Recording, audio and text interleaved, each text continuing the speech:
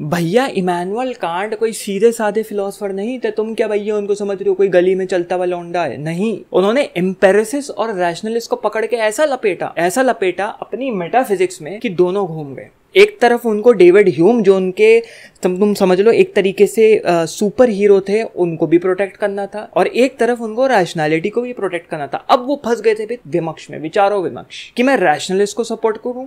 Rationalist वो है जो वो कहते हैं कि भाई हर चीज रीजन पे बेस्ड है, ह्यूमन सेंसेस हटा दो, हर चीज ऑब्जेक्टिव रियलिटी पे बेस्ड है, ऑब्जेक्टिविटी पे, एक ही चीज पे बेस्ड है, वो वही होगा, ऐसा ही होगा, चाहे 100 बंदे उसको कुछ और कह दे, वो अपने में कोर में एक ही चीज एग्जिस्ट करती है। एक तरफ एम्पेरिसिस्ट थे, एम्पेरिसिस्ट कहते थे नहीं भैया इससे थोड़ी होता है, हम तो ह्यूमन सेंसेस पे चलेंगे, जो हम देख सकते हैं, जो हम फील कर सकते हैं, जो हम सूंघ सकते हैं, जो हम टेस्ट कर सकते हैं, वो हुए ह्यूमन सेंसेस, उसके अकॉर्डिंग एक्सपीरियंसेस बनते हैं, उसके अकॉर्डिंग नॉलेज बनती है, वो हुए एम्पेरिसिस्ट। जो दोनों के बीच की भसड़ इमैनुअल कांट ने अपने मेटाफिजिक्स से कैसे संभाली, आज के इस लेक्चर में यही है विस्तार से आपके मत्थे।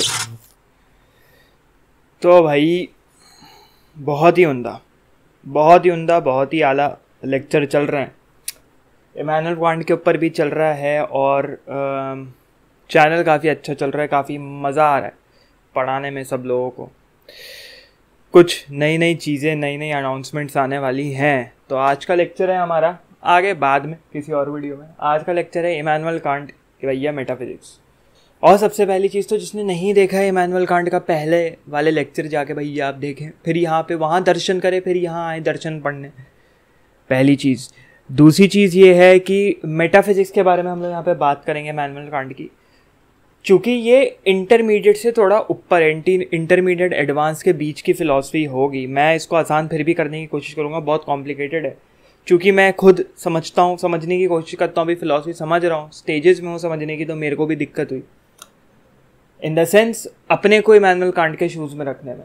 तो मेटाफिजिक्स के लेक्चर देखना, जो बिगिनर लेक्चर्स हैं, फिर ही यहाँ अपना थोपड़ा लेके पहुँचना, वैसे मत पहुँच जाना भैया, वरना समझ जाओ खुद ही के लग जाएंगे। तो इमैनुअल कांट की फ़िलॉसफी 2 पार्ट्स में डिवाइडेड है, ठीक है, 2 पार्ट्स में डिवाइडेड है। एक इनकी है थ्योरेटिकल फ़िलॉसफी, और एक इनकी है प्रैक्टिकल फ़िलॉसफी। थ्योरेटिकल फिलॉसफी में मेटाफिजिक्स के बारे में बात चल रही है, मेटाफिजिक्स के बारे में बात करते हैं ये कि कैसे रैशनल अंडरस्टैंडिंग से मेटाफिजिक्स को तुम समझ सकते हो, नेचर ऑफ रियलिटी को समझ सकते हो। और दूसरी इनकी थी प्रैक्टिकल फिलॉसफी, जो बहुत ही ज़्यादा डिपेंडेंट थी एथिक्स के ऊपर। पॉलिटिकल फिलॉसफी थी, एथिक्स के ऊपर बहुत ज़्यादा थी, और रिवॉल्व करती थी, घूमती थी कॉन्सेप्ट ऑफ फ्रीडम के अराउंड। फ्रीडम, कैसे फ्रीडम पॉलिटिकल आइडियोलॉजी से जुड़ा है और कैसे फ्रीडम एथिकल आइडियोलॉजी से जुड़ा हुआ है। अब कांट अपने करियर में बहुत हद तक, हमने पिछले लेक्चर में पढ़ा था कि इन्फ्लुएंस हुए थे अपने फिजिक्स के करियर में, मैथमेटिक्स के करियर में आइजैक न्यूटन से, और फिलॉसफी स्टार्ट करने के करियर में, और अपनी फिलॉसफी को मैच्योर करने के करियर में बहुत ज़्यादा इन्फ्लुएंस है डेविड ह्यूम से। तो अब हम थोड़ा सा डेविड ह्यूम और उन्होंने क्या कहा उसको जब समझेंगे, तब हम लोग इमैनुअल कांट की बात थोड़ी समझ पाएंगे। अब क्या था कि ये कहते थे कि डेविड ह्यूम ने इन्हें डॉगमैटिक स्लम्बर से जगाया, क्योंकि आन जान रहन खान पान सब कुछ इनका Lutheran church, Lutheran Christian type था, मतलब क्रिश्चियनिटी से बहुत ज़्यादा बिलोंग करता था। तो वहाँ पे ये डॉगमास में डूबे हुए थे। तो ये कहते थे डेविड ह्यूम ने मेरे को अपने डॉगमास से जगाया, स्लम्बर मतलब नींद एक तरीके से जगाया। अब क्या था कि उस समय फिलॉसफी 2 भागों में डिवाइडेड थी। एक था रैशनलिस्ट फिलॉसफी, रैशनलिस्ट, ठीक है, जो ह्यूमन एक्सपीरियंस के ऊपर नहीं चलते थे, और एक था एम्पेरिसिस्ट जो ह्यूमन एक्सपीरियंस पे चलते थे, और ये कहते थे जो हमारे सेंसेस हैं, देखने का सेंस मतलब eyes, touch, smell, test. Empiricist ये कहते थे कि ह्यूमन एक्सपीरियंस तुम्हारी एनवायरनमेंट डिसाइड करता है, ह्यूमन एक्सपीरियंस जो है, ह्यूमन सेंसेस तुम्हारा एक्सपीरियंस डिसाइड करता है। लेकिन रैशनलिस्ट कहते थे कि ऐसा नहीं होता, हर इंसान की अपने एक्सपीरियंसेस होते हैं, हर इंसान एक दूसरे से अलग होता है, वो सब्जेक्टिव होता है। अगर तुमको कोई ऑब्जेक्टिव ओपिनियन चाहिए, मतलब एक ही ओपिनियन जो हर जगह सत्य हो, दुनिया के किसी कोने में सत्य हो। अब भाई किसी शराबी की डेफिनेशन भारत में अलग होगी, अमेरिका में सभी दारू पीते हैं भाई, किसको किससे अलग कर लोगे, तो फंस गए। अब वहाँ क्या करोगे, वो तो भाई ऑब्जेक्टिव रियलिटी से देखना है ना। शराब पीना या तो गलत है या तो सही है। अब कोई कहता है कि भाई हमारे तो फेस्टिवल्स में भी दारू पीता है, अब कोई कहता है भाई दारू पीना तो पाप ही है। सबके अपने, तो वो तो यही कहते थे रैशनलिस्ट कि भाई एक ऑब्जेक्टिव ट्रुथ होती है रियलिटी की। एम्पेयरिस्ट कहते थे भाई ये चुप, यहाँ लगा लो चेन और फेंक दो अपने थोपड़े को कहीं और। एम्पेयरिस्ट कहते थे कि बिना ह्यूमन एक्सपीरियंस, बिना ह्यूमन सेंसेस के ह्यूमन एक्सपीरियंस नहीं आ सकता और कोई भी रैशनैलिटी नहीं आ सकती, कोई भी तुम नेचर ऑफ रियलिटी को जस्टिफाई नहीं कर सकते। तो ये थी इनकी बीच की भसड़। अब क्या था कि ये शुरुआत करी थी गॉटफ्राइड लेबनिज ने। गॉटफ्रीड बोलते हैं वैसे, मैं तो जानबूझ के शब्द पलट देता हूँ कि तुम लोग याद रखो। लेबनिज तो ये सब याद रखना, कॉम्पिटिटिव एग्जाम्स में हो तो याद रहेगा। गॉटफ्राइड लेबनिज से शुरुआत हुई और इसको क्रिश्चियन वुल्फ ने आगे बढ़ाया, जो ये थे रैशनलिस्ट। ये दोनों थे रैशनलिस्ट और डेविड ह्यूम थे एम्पेरिसिस्ट। अब तुमको अगर डिफरेंस बहुत आसान है, याद कर लोगे, लोग बहुत कंफ्यूज करते हैं। इमैनुअल कांट बीच के थे, ना कि इधर के ना कि उधर के, बेपैंदे के लोटे थे, उसके बारे में हम बात करेंगे। अब भैया दो भागों में जो डिवाइडेड थे, रैशनलिस्ट वो कह रहे हैं ह्यूमन सेंसेस को हटा दो, फेंक दो उठा के, ह्यूमन सेंसेस पे दुनिया नहीं चलती भैया। एम्पेरिसिस्ट कहते थे कि ह्यूमन सेंसेस के द्वारा ही, ह्यूमन एक्सपीरियंसेस के द्वारा ही तुम किसी भी चीज़ को जस्टिफाई कर सकते हो इस रियलिटी में, इन दिस रियलिटी। अब यहाँ पे क्रिश्चियन वुल्फ और तुम्हारे लेबनीज जैसे लोग ये कह रहे थे कि भैया तुम ट्रू वर्ल्ड की रियलिटी, तुम दुनिया वैसे देख नहीं, जो असली में at its essence, at its core जो दुनिया है तुम देख ही नहीं सकते। क्यों? क्योंकि तुम डूबे हुए हो ह्यूमन सेंसेस में, ह्यूमन एक्सपीरियंस में। और उन्होंने कहा empirical knowledge based on experience might be fold. Empirical knowledge based on, empirical मतलब बेस्ड ऑन सेंसेस, वो नॉलेज जो तुम सोच रहे हो कि दुनिया का सत्य वही है, नहीं भैया गलत भी हो सकता है, क्योंकि तो तुम्हारी सब्जेक्ट है, तुम्हारी रियलिटी में वो होगा। समझ रहे हो? तुम्हारे मन क्षेत्र में वैसे काम करती होगी दुनिया, किसी और का मन क्षेत्र में किसी और तरीके से काम करती होगी। तो अगर तुमको दुनिया की ऑब्जेक्ट ट्रू रियलिटी देखनी है तो वो रैशनैलिटी के थ्रू, रीजनिंग के थ्रू ही देख सकते हो। अब यहाँ पे आए भैया डेविड ह्यूम भैया, उनके ऊपर भी एक लेक्चर बना है इज़ॉट प्रॉब्लम। अब आए डेविड ह्यूम भैया वो, और इन्होंने कहा, डेविड ह्यूम भैया ने क्या कहा, इन्होंने कहा कि लाइट चली गई थी।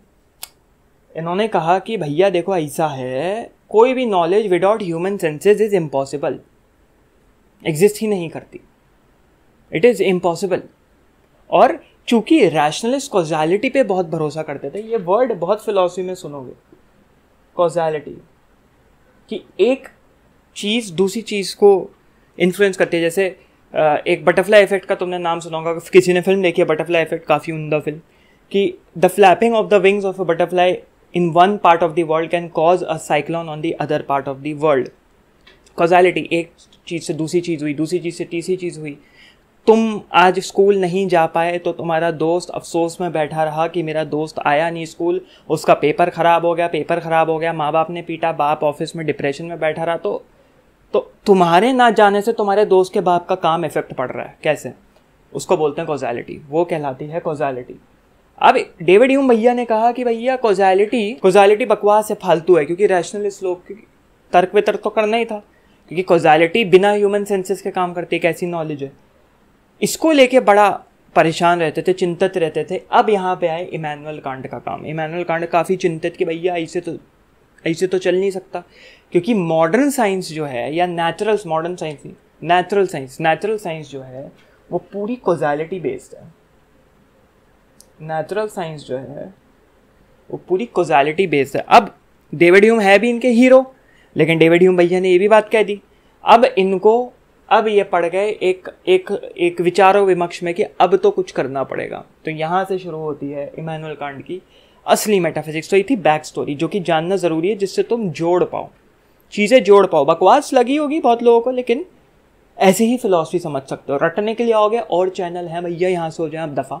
यहाँ हम ऐसे ही सिखाते हैं, यहाँ हम फिलॉसफी के प्रति प्यार करवाते हैं, फिलॉसफी के प्रति आपका अफेयर जगवाते हैं। अफेयर है ना, चुपका अफेयर, वो जगवाते हैं। यहाँ रटवाते नहीं, और चैनल है, वहाँ जाइए आप। अब इनकी जो क्रिटिक ऑफ प्योर रीज़न थी, इसमें थोड़ा सुनना, लिखने लायक कुछ है नहीं। इसमें इन्होंने ये कहा कि कोई भी नॉलेज ऐसी नहीं होती कि तुम उसमें ह्यूमन सेंसेस हटा दो और वो जो नॉलेज है वो रैशनल नॉलेज है। कोई भी ऐसी रैशनल नॉलेज नहीं है जिसमें तुम ह्यूमन एक्सपीरियंस हटा सकते हो, ह्यूमन सेंसेस हटा सकते हो। होते ही होते हैं, तुम चाहो ना चाहो। उसको ये कहते थे realm of ideas. Realm of ideas, कोई ऐसे आइडियाज का जुट नहीं है जो बिना ह्यूमन एक्सपीरियंस के काम करता है। लेकिन उन्होंने ये भी नहीं कहा, बहुत शातिर तरीके से कह रहे हैं यहाँ पे इमैनुअल कांट, उन्होंने ये भी नहीं कहा कि मैं ये भी नहीं कह रहा कि हर चीज़ को तुम, हर नॉलेज को तुम ह्यूमन एक्सपीरियंस पे ला सकते हो। मैं ये भी नहीं कह रहा। I am not also saying this, I am neither saying कि एनी रैशनल आर्ग्यूमेंट और any realm of idea exist without human experiences, nor I am saying कि any idea is reducible to human experiences। मैं ना तो ये कह रहा कि तुम human experience हटा लो, मैं ना तो ये कह रहा कि human experience पे ही सब कुछ है। अब कांट जो है अपनी फिलॉसफी, अपनी मेटाफिजिक्स को इस एस्ट्रोनॉमर से कंपेयर करते थे जिनका नाम था, यहाँ आ जाते हैं थोड़ा, कॉपरनीकस। इनकी एस्ट्रोनॉमी से अपनी फ़िलॉसफी को बहुत ज़्यादा रिलेट करते थे। वो अपने में अलग दुनिया है, क्यों करते थे, किस लिए करते थे, उसमें हम ज़्यादा भसड़ में नहीं घुसेंगे, बस करते थे। और जिसको पढ़ने में इंटरेस्ट है वो पढ़ सकता है। कांट ने लिखा था कॉपरनीसन टर्न, कि ये उनकी मेटाफिजिक्स इसके ऊपर रिलाइड है। कॉपरनीसन COPERNICAN टर्न, वो जाके तुम पढ़ सकते हो अगर तुमको और डेप्थ में पढ़ना है। अब आगे कांट ने ये कहा कि भैया सेंसिबल वर्ल्ड जो है, सेंसिबल वर्ल्ड जो सेंसेस पे काम करता है, उसमें कुछ चीज़ें हैं जिनको इन्होंने कहा वो है प्रायोरी, ठीक है। ये कुछ चीज़ें हैं जो फैक्ट्स पे डिपेंडेंट है, जो फैक्ट्स ड्रिवन है, जो फैक्ट्स बैक्ड अप है, जिनकी बैकबोन पे फैक्ट्स हैं, उनको इन्होंने शब्द दिया प्रायरी। मतलब सेंसेस के बारे में बात कर रहे हैं लेकिन कहीं ना कहीं भटक नहीं रहे हैं, पूरी तरीके से एम्पेरिसिस्ट भी नहीं बन रहे, पूरी तरीके से रैशनलिस्ट भी नहीं बन रहे। तो समझ रहे हो, आगे हम पढ़ेंगे क्या था ये इनका कॉन्सेप्ट, ट्रांसेंडेंटल आइडियलिज्म वगैरह वगैरह, कैसे ये ट्रांसेंड कर रहे थे। तो ये जो इनकी चीज़ है जो कि बहुत हद तक इस कॉन्सेप्ट से रिलेटेड है, ट्रांसेंडेंटल आइडियलिज्म, जो हम आगे पढ़ेंगे, नहीं भी है, कैसे है कैसे नहीं है सब हम पढ़ेंगे आगे के लेक्चर्स में। अब इन्होंने ये कहा कि हर ऑब्जेक्ट स्पेस और टाइम में एग्जिस्ट करता है, ठीक है, हर ऑब्जेक्ट स्पेस और टाइम में एग्जिस्ट करता है, जिसको इन्होंने कहा कि फॉर्म ऑफ इंट्यूशन की वजह से हम इसको समझ पाते हैं, परख पाते हैं। इसको इन्होंने कहा form of intuition, form of intuition, ठीक है। और तुम किसी भी ऑब्जेक्ट को इसके बिना नहीं देख सकते जब तक एक इंट्यूशन है, और वो इंट्यूशन ह्यूमन सेंसेस पे डिपेंडेंट है। और उन ह्यूमन सेंसेस की वजह से हम समझ पा रहे हैं कि भाई ये बिस्तर है, ये चादर है, ये लोटा है, ये खेत है, लोटा लेके सुबह में खेत में जाना है, ये समझना है तुम्हें। ये फॉर्म ऑफ इंट्यूशन है। बिना फॉर्म ऑफ इंट्यूशन के तुम लोटे या खेत की जगह खेत में जाके पानी पियोगे उससे, समझ रहे हो मेरी बात, या कुछ और काम करोगे, तो वो होना ज़रूरी है। अभी भी इन्होंने कहा कि भैया जो लॉज ऑफ नेचर आप देखते हैं, लॉज ऑफ नेचर वो ह्यूमन अंडरस्टैंडिंग की वजह से बने, क्योंकि हम उसको उस तरीके से देखना चाहते हैं ना। ये सवाल सोचो, इज मैथमेटिक्स डिस्कवर्ड या mathematics exist and we discover them? समझ रहे हो, चूंकि हम चाहते हैं मैथमेटिक्स, इसलिए मैथमेटिक्स एग्जिस्ट करती है, या वो पहले से ही थी, पहले से ही किसी ने फिबोनाची सीक्वेंस नेचर में डाला हुआ है, पहले से ही किसी ने रिलेटिविटी डाली हुई है, पहले से ही किसी ने हॉकिंग रेडिएशन के कांस्टेंट्स डाले हुए हैं, क्या बोल रहा हूँ, हॉकिंग रेडिएशन के बारे में डाला हुआ है। वो है या हम ढूंढना चाहते हैं, वो पहले से प्लान्ड थी या ढूंढना चाहते हैं।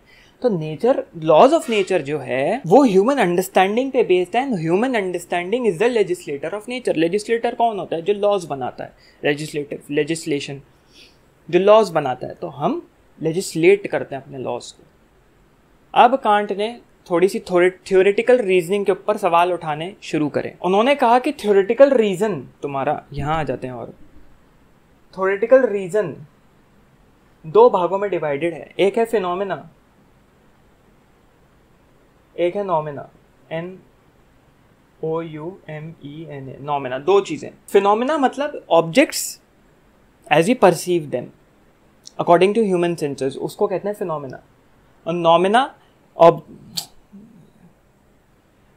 आज लाइट बहुत ज़्यादा जा रही है, और नॉमिना मतलब कि objects as they exist in themself, जो अपने आप में ही एग्जिस्ट करते हैं बिना किसी ह्यूमन सेंसेस के हिंड्रेंस के। हिंड्रेंस मतलब कि कोई 100 बंदे एक ऑब्जेक्ट के बारे में नहीं कह रहे तो अच्छा है, बुरा है, खराब है, पीला है, सफ़ेद है, नीला है, हरा है, वो नहीं कह रहे। वो है काला, वो काला ही है अपनी रियलिटी में। हो सकता है कोई कलर ब्लाइंड है, उसको काला कुछ और ही दिख रहा होगा। वैसे कलर ब्लाइंड को काला कुछ और नहीं दिखता है, काला ही दिखता है, लेकिन बहरा समझ गए होंगे आप। फिर इन्होंने बहुत तगड़ी लाइन, बहुत गेम घुमा दिया रैशनलिस्ट के लिए। All knowledge is based on understanding and all understanding is based on human senses और human experiences. Hence let go of the knowledge of things in themselves. कि फिनोमिना पे ही काम करता है, नॉमिना नहीं काम करता भैया, नहीं काम करता। कि हर नॉलेज जो है वो अंडरस्टैंडिंग पे। नॉलेज को तभी समझ पाओगे जब अंडरस्टैंड करोगे, और हर अंडरस्टैंडिंग, क्योंकि तुम उसको समझने की कोशिश कर रहे हो अपने हिसाब से। बोल रहे हो ना, मैं अपने हिसाब से समझ लूंगा भैया, मतलब हम अपने सेंसेस के हिसाब से समझने की कोशिश कर रहे हैं। तो नॉमिना हटा दो, ऑब्जेक्ट इन देमसेल्व्स कुछ नहीं होता, वो होता ही नहीं, एग्जिस्ट ही नहीं कर सकता ना, क्योंकि कोई उसको समझ ही नहीं सकता बिना अपनी नॉलेज के। और जहां तुमने अपनी नॉलेज लगाई वो फिनोमिना हो गया। फंसा दिया भैया, सबको फंसा दिया। वुल्फ को भी लपेट लिया इन्होंने, चांटा बजा दिया इनके वुल्फ के, और इन्होंने लिबनीज के भी एकदम रख के एकदम चाटा बजाया, बहुत तगड़ा कांड यहाँ पे खेल गए। तभी वो इमैनुअल कांट है, ठीक है। अब कांट ने क्या किया, अब इन्होंने एक रैशनलिस्ट को बुलाया और एक एम्पेरिसिस्ट को बुलाया कि भाई इधर आओ, इधर आओ, ये बताओ कि कॉजालिटी के ऊपर बहुत बतिया रहे थे लोग, डेविड ह्यूम को गाली दे रहे थे, कोई वुल्फ को बोल रहा था, वुल्फ डेविड ह्यूम को बोल रहा था। अब एक बात बताओ, जो नेचुरल वर्ल्ड है वो कॉजालिटी पे काम करता है? उन्होंने बोला हाँ करता है, कॉजालिटी पे काम, बहुत बढ़िया, कॉजालिटी पे काम करता है। कॉजालिटी क्या है? Form of knowledge. हाँ भाई, कॉजालिटी फॉर्म ऑफ नॉलेज है। तो यहाँ इन्होंने लपेट लिया कि भाई क्योंकि फॉर्म ऑफ नॉलेज है, क्योंकि भैया एक फिनोमिना है, तो हम नेचुरल वर्ल्ड और कॉजालिटी को अपने सेंसेस के हिसाब से समझते हैं और वो एग्जिस्ट करती है। यहाँ इन्होंने गेम पलट दिया। दोनों मतलब माइक ड्रॉप वाला मोमेंट हो गया एकदम, एम्पेरिसिस्ट के लिए भी और रैशनलिस्ट के लिए कि भैया ये क्या बोल रहा है। इसने तो प्रोटेक्ट कर दिया, इसने तो डेविड ह्यूम की भी इज्जत बचा ली, इसने तो क्रिश्चियन वुल्फ की भी इज्जत बचा ली, इसने तो लेबनीज, गॉडफ्रेड लेबनीज की भी इज्जत बचा ली। तो ये तो खेल गए, बहुत तगड़ा खेल गए। तो यहाँ वो खेल गए, घुमा दिया शब्दों में और फिलॉसफी में बहुत तगड़ी तरीके से कि भाई नेचुरल वर्ल्ड कॉजालिटी पे बेस्ड है, ठीक है। कॉजालिटी एक चीज़ दूसरी चीज़ को इन्फ्लुएंस कर रही है, कॉजालिटी फॉर्म ऑफ नॉलेज है, फॉर्म ऑफ नॉलेज है, सब मानते हैं। और मैंने अभी अपनी पूरी मेटाफिजिक्स में समझा रखा है कि नॉलेज पूरी तरीके से तुम समझो ह्यूमन एक्सपीरियंस पे बेस नहीं है, लेकिन कुछ हद तक तुम उसको बॉयल डाउन कर सकते हो ह्यूमन एक्सपीरियंसेस पे। तो भैया लो, ये है हमारा आर्ग्यूमेंट, शुक्रिया। तो ये थी इन अ नटशेल इमैनुअल कांट की मेटाफिजिक्स। होपफुली आपके थोड़ा समझ में आया होगा। मेरे को बड़ी इंटरेस्टिंग लगा था, ये मुश्किल था समझना लेकिन इंटरेस्टिंग था। तो शेयर कर देना, अच्छा लगा। किसी अपनी ग्रुप में हो तुम, वहाँ अपने फ्रेंड सर्कल में जो फिलॉसफी में इंटरेस्टेड है शेयर करना। और बहुत तगड़ी चीज़ें आने वाली हैं आगे। तब तक के लिए और कम्युनिटी ज्वाइन करो, कम्युनिटी ज्वाइन करना बहुत इंपॉर्टेंट है। तब तक के लिए आप भी जाएं, हम भी चलते हैं। चलें अब आप कट लें।